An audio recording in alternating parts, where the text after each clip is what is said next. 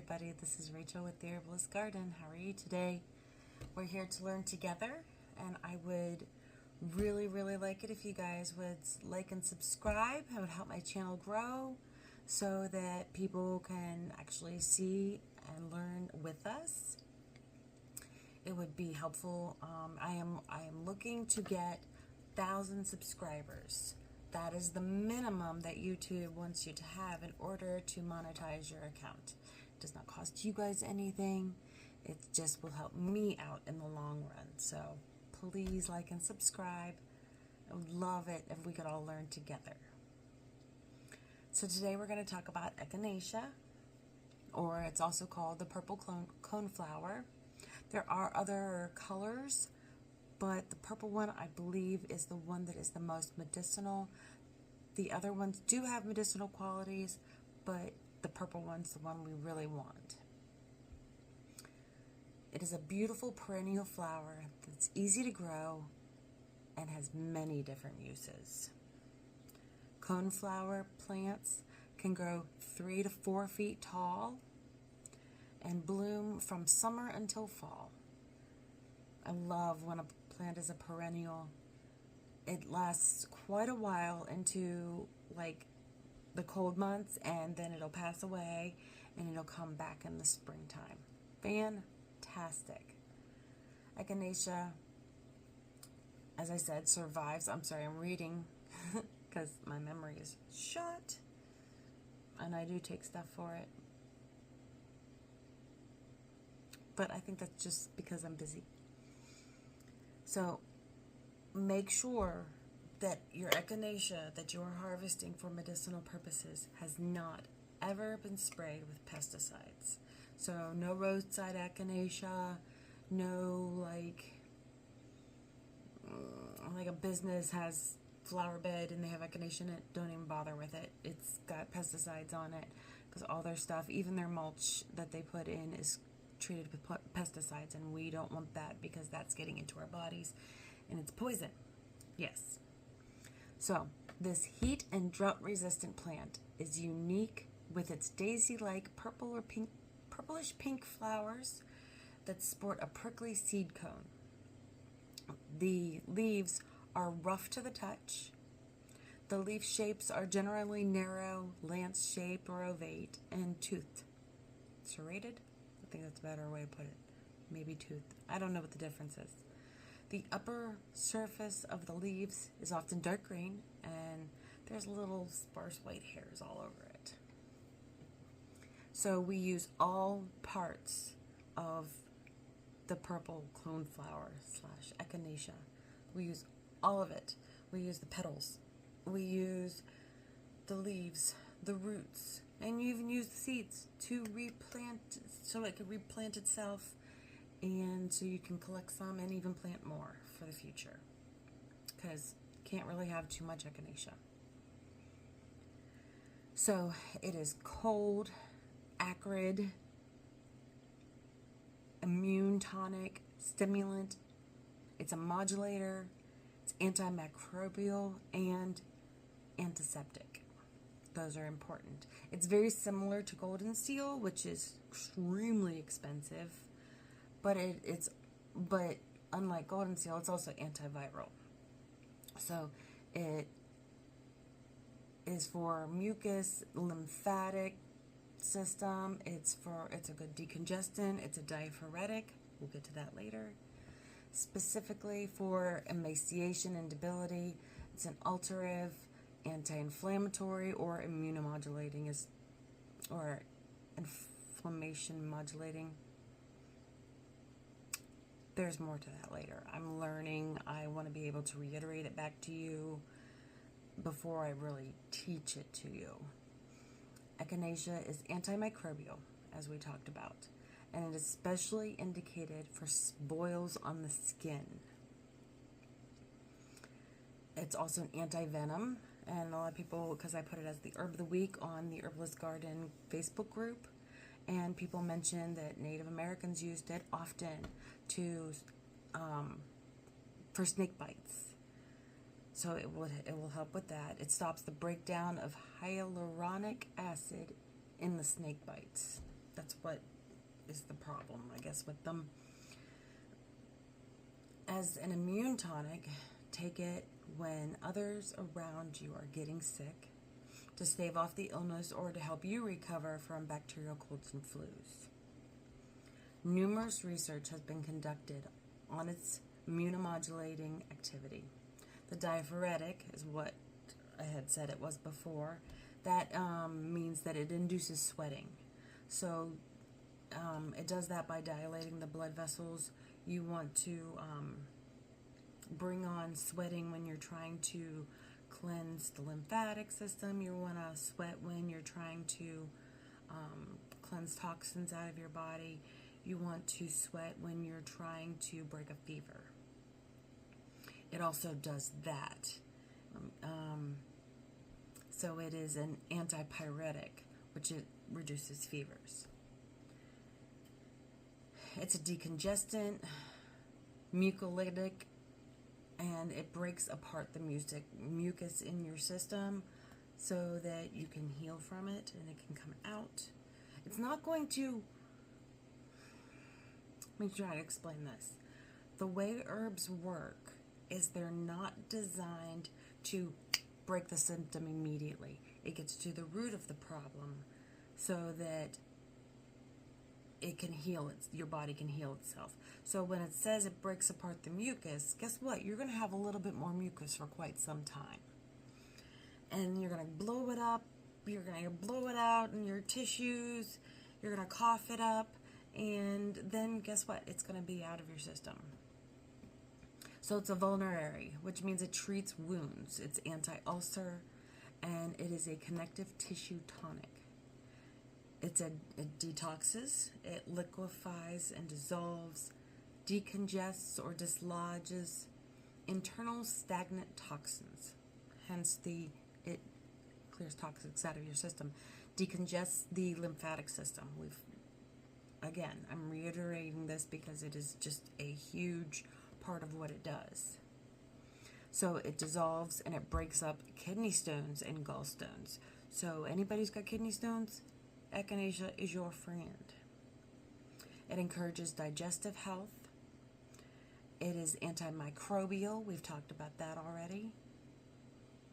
It is an immune stimulant. When we see it in the stores, it does have some echinacea in it, but it's mostly synthetic.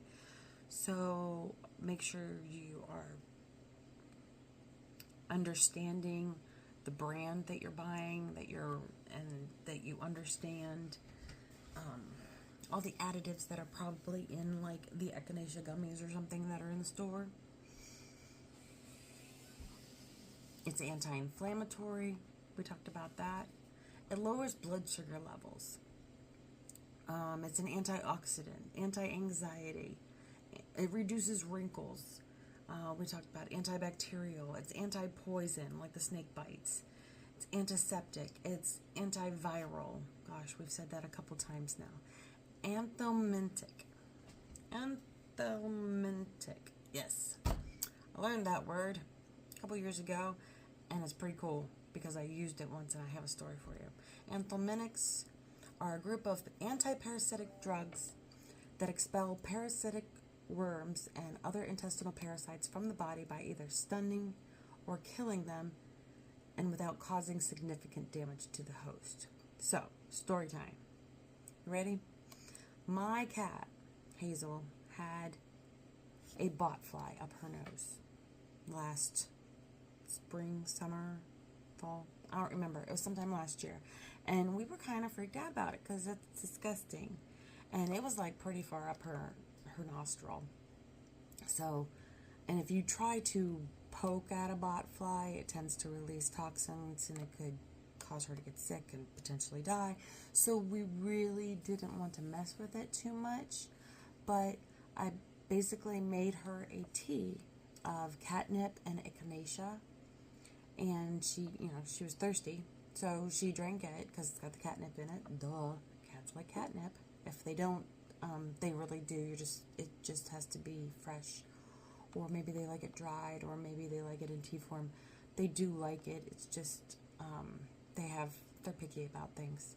Anyways, we gave her the echinacea and catnip tea, and she loved it. She drank it right up, and within a day, she sneezed it out.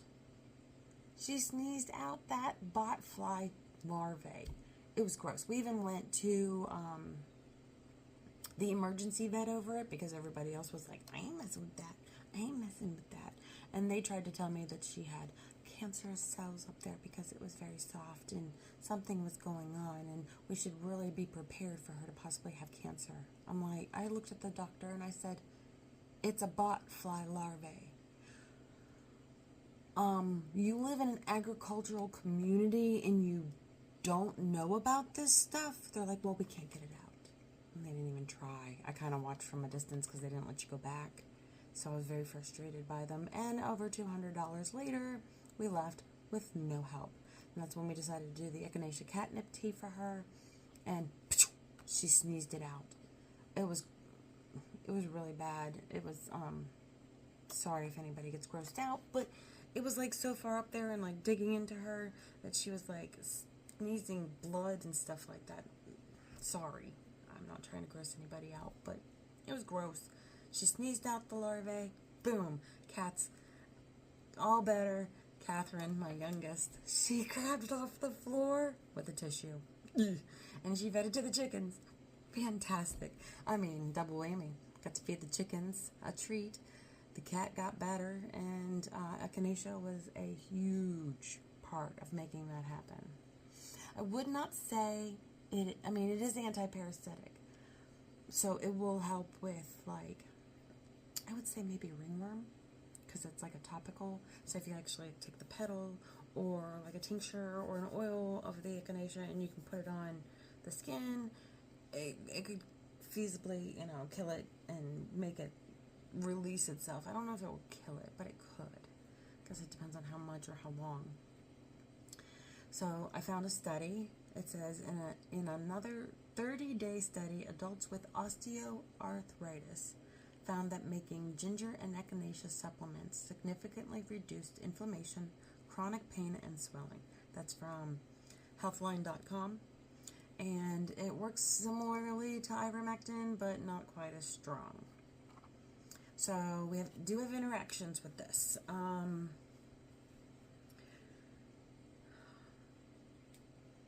Anything that strengthens or cleanses the liver can clear drugs more quickly, requiring a higher dose. So, say you're taking a medicine and then you take echinacea, it's going to rid that medicine out of your body and make it so that it's not as potent. The medicine is not, if you're doing pharmaceuticals, it's making the pharmaceutical medication not as potent in your system because it's taking all those toxins out of your body. We actually don't want to take pharmaceuticals, but I'm not going to judge you if you do. That's not my place. That is not where my heart is. My heart is to heal with herbs, but at the same time, I'm not going to judge anybody based on it. So it's an analgesic. We talked about it being some sort of pain relief. It says it is the analgesic properties, the pain relief properties is almost similar to a narcotic, but like it's not going to, like if you're allergic to narcotics, I'm allergic to narcotics. Found that out years ago when I was taking pharmaceuticals, and so I can't have them, but I can have echinacea, so it's not like it's an allergy thing. It says don't combine with other antihistamines because it's an antihistamine in itself, so you don't really want to combine them because you don't want to like overdose your store-bought poison medication. You want to, yes, I do have my opinions, I still do, but I'm not going to judge you. So you don't want to combine them. You don't want to do echinacea tea and an antihistamine. They're going to counteract each other and they just won't work. It's also a decongestant. So it is a vasoconstrictor. So it actually could potentially raise blood pressure. If you have like deathly high blood pressure, I wouldn't even bother with echinacea. Honestly, I wouldn't. But at the same time, if you're like not on any blood pressure medication, or if it's like not really high, it should be fine. It doesn't interact with the medication. But if like, say your blood pressure is so high and they just can't regulate it, even with the medication, I wouldn't take echinacea. I honestly wouldn't. There are a lot of other things that are decongestants, like Creeping Charlie is a decongestant as well, and it has no side effects whatsoever. It is a very simple plant that grows out in the yard everywhere, and that is literally the only thing it does. It's a decongestant. So it's also a diuretic, which means, as in interaction purposes, it will make you go to the bathroom more often. And because of that, it'll clear your pharmaceutical drugs more quickly out of your system, and it lowers the effect of the pharmaceutical drugs. So again, don't overdo it. So it treats wounds externally, anti-ulcer. It helps with connective tissue. It's a connective tissue tonic. So if you have a wound, you can put, as I said, the tincture, the oil, the plant itself right on the wound. It'll heal it up. For those interactions, I want to be sure to tell you, there are only interactions if you take them internally. If you take echinacea internally, those are the only times those interactions will happen. And it only happens if you're taking pharmaceuticals. So, for constitution. So we all have a constitution about us. Everybody has a different one. Some people have a moist constitution. Their skin's always moist. Their skin's always oily. Then there's also people who have dry constitutions. Their skin's very dry. Now you can have oily and dry. I understand that. But there's still a baseline for it. It flushes out and clears out. So you want to know that it could dry out a little bit. But literally, that's only if you're taking it like every single day. It's only if you're using it consistently. And we shouldn't be needing to use these consistently and every day. They should only be when we're not feeling well. So, it does have the ability to dry somebody out if they're like a really dry constitution. So it will also stimulate the nervous system. It stimulates muscles, and it gets things moving, makes you feel a little bit better and more limber. So if we want to talk dosage, if you're taking it internally, I would do, like, if you're making a tincture, I would do a dropper full. So, here, let me get that for you. This is a dropper. Yeah. That's the dropper. This was colloidal silver. Obviously, I need to fill it back up. So this is not echinacea. I did not make any echinacea tincture because we usually just use the plant itself in a tea.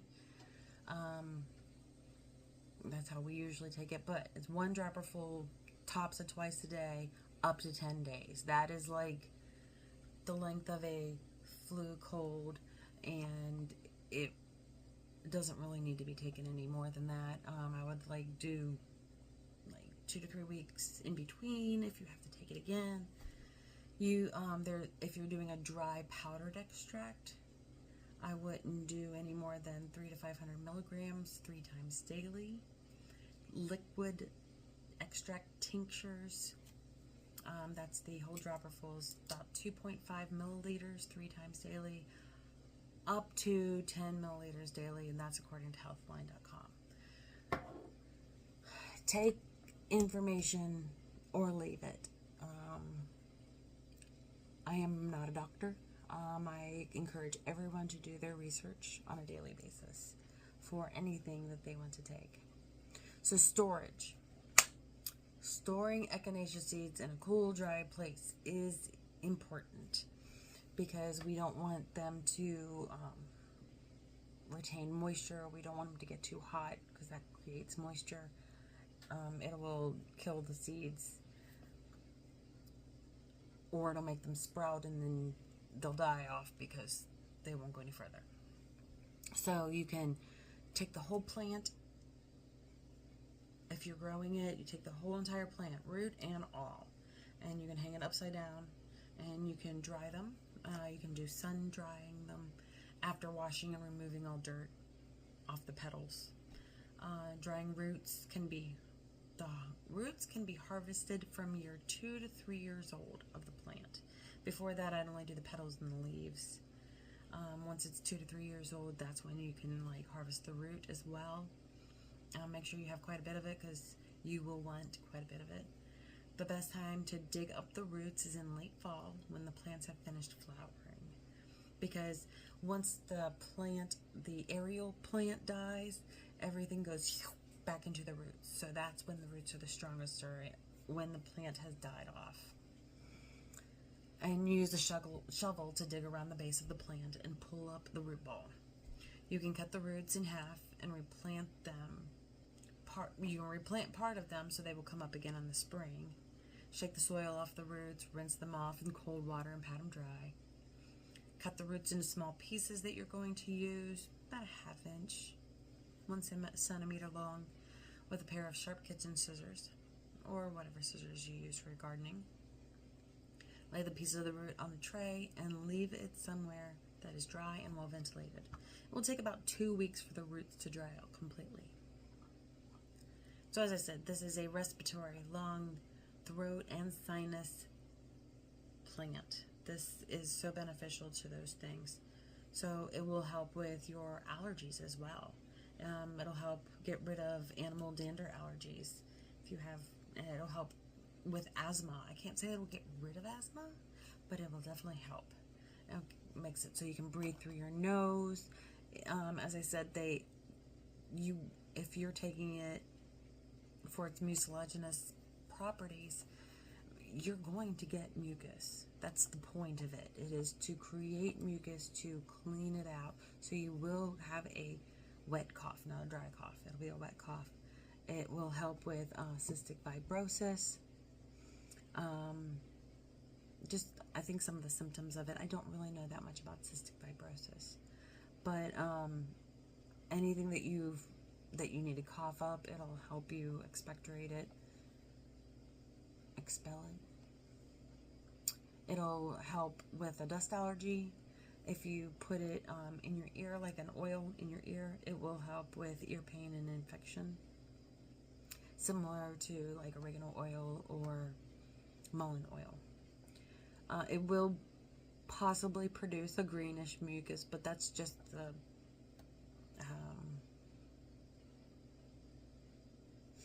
the mucus coming out.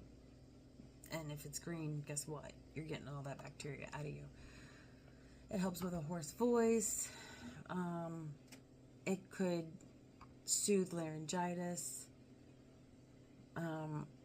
It will help with a mold allergy. It'll help with postnasal drip because that's getting the mucus out. Helps with runny nose, hay fever. It helps with sinus headaches. That's a big one in the fall and in the winter time during flu and cold season. It will get rid of that sinus pain. You could probably get an echinacea oil and just like rub it all around your sinuses, and it will just like ease all that pain, and it's supposed to like ease the stress and the inflammation. It will help with a sore throat. It'll help with stuffed nose. It's also really good for heart, blood, and circulation. So it will clear out congested lymph nodes, similarly to cleavers. I still think cleavers is a little bit stronger because it's more specifically for the lymphatic system, but echinacea will support it. So if you're doing a formulation of, say, echinacea and cleavers, boom, you got extra bonus. So it will help with swollen lymph nodes. It will heal cold sores and ulcers. It will detoxify the liver. It'll help your liver regenerate. It'll help with fatty liver disease. It'll help you with your spleen, reducing fevers. I think I said that already. It's good for skincare. So if you have an abscess, put it on it. It's a topical. If you have a tincture, you can use it on your face for any sort of acne. You can put on boils, carbuncles. I don't know what a carbuncle is. Anyway, it will cool aggravated skin, inflamed skin, swollen puffy skin. It'll get rid of any, it'll dry out the pus in a wound or a skin infection. It's good for digestion. It'll help with halitosis. It will help with nausea. It even helps with an H. pylori infection. It will induce, I think it will settle your stomach, and like if somebody has nausea and vomiting, it'll act like a Zofran type. It's supposed to work like that. I have never used it for that. It's a very good question. I know somebody who gets sick to their stomach often, and I'm going to give them some echinacea. It's good for reproductive health. So if a woman is lactating, it will clear up the clogged milk ducts or a breast infection. So that is usually done by like the leaves or the petals. Just stick it right inside the bra. It'll help. It'll help with BPH, enlarged prostate, inflamed prostate. It'll help with rosacea. I do have a tea recipe, basically, because it is most commonly used as a tea.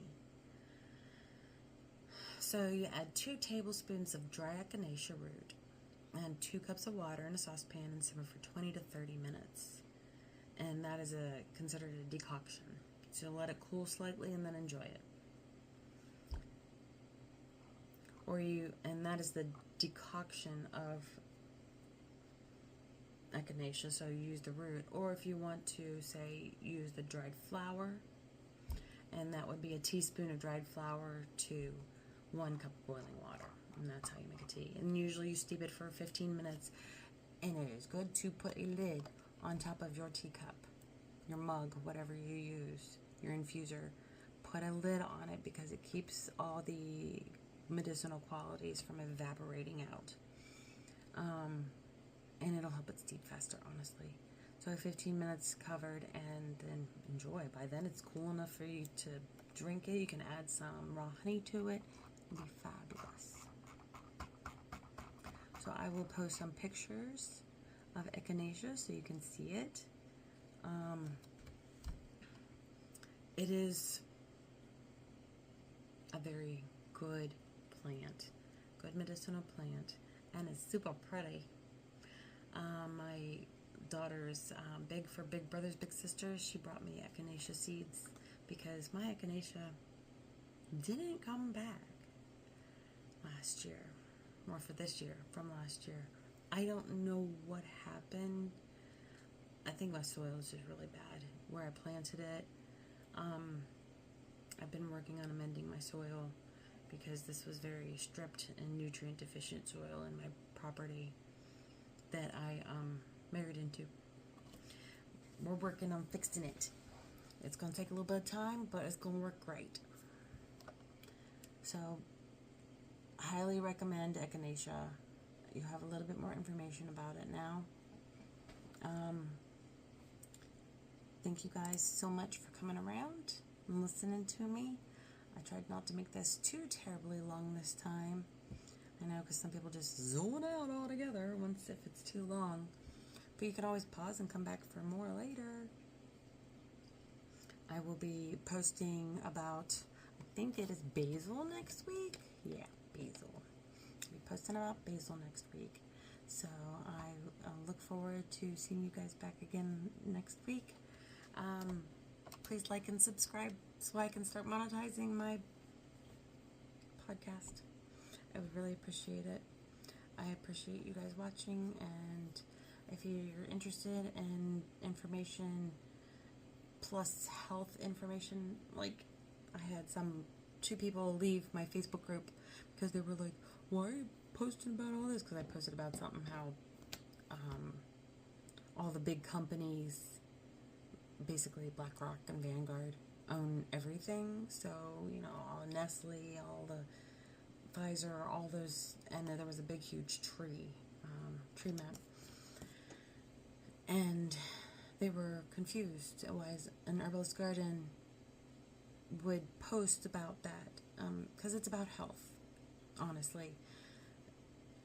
Herbs, gardening, we do it because we want to be healthy. It is a hobby, yes, but we do it because we want to be healthy. We want to not be dependent on the system.